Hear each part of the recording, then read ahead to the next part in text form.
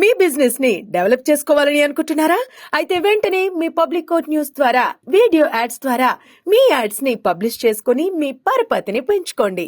సంప్రదించవలసిన phone number 7729969299. కేరళను వైరస్లు వణికిస్తున్నాయి. ఇప్పటికే మంకీ పాక్స్ కేరళను షేక్ చేస్తుండగా నిఫా వైరస్ మళ్లీ కలకలం సృష్టిస్తోంది.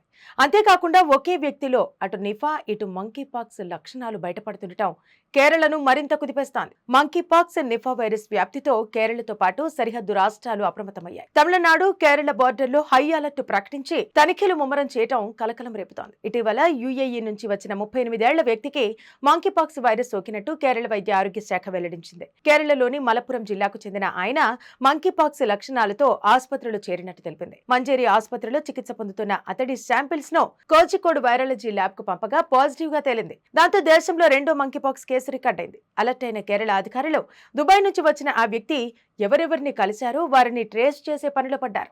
16 మందిని గుర్తించి ఐసోలేషన్ సెంటర్ కు తరలించారు. ఈ నెల 9వ తేదీన తొలి మంకీ పాక్స్ కేసు నమోదైంది. ఒకవైపు కేరళను మంకీ పాక్స్ వణికిస్తుండగా ఇప్పుడు నిఫా వైరస్ మళ్లీ తెరపైకి వచ్చింది. తాజాగా ఒక వ్యక్తికి నిఫా వైరస్ నిర్ధారణ కావటం కలకలం రేపుతోంది. అప్రమత్తమైన అధికార యంత్రాంగం అతడితో కలిసి ఉన్న 268 మందిని ఐసోలేషన్ లో ఉంచారు కేరళ అధికారులు. వారిలో 81 మంది హెల్త్ కేర్ వర్కర్స్, 177 మంది ప్రైమరీ కాంట్రాక్ట్ ప్రజలు, 90 మంది సెకండరీ కాంటాక్ట్ ప్రజలుగా గుర్తించారు. అయితే ప్రైమరీ కాంటాక్ట్ లిస్టులోని 134 మందిని వైద్యులు హై రిస్క్ కేటగిరీలో ఉంచారు. ఇద్దరికి నిఫా లక్షణాలు ఉన్నట్టు తేలడంతో స్థానిక మంజేరి మెడికల్ కాలేజ్ కి తరలించారు. వీళ్ళిద్దరితో పాటు మొత్తం 8 మందికి అక్కడ చికిత్స అందిస్తున్నారు.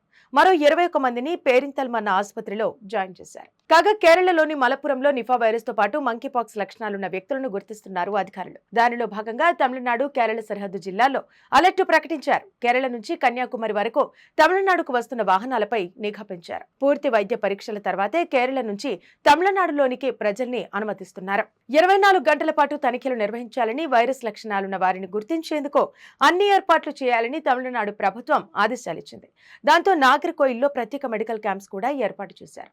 అలాగే సరిహద్దు జిల్లాల్లో వైద్య సదుపాయాలు మెరుగుపరచాలని సూచించారు.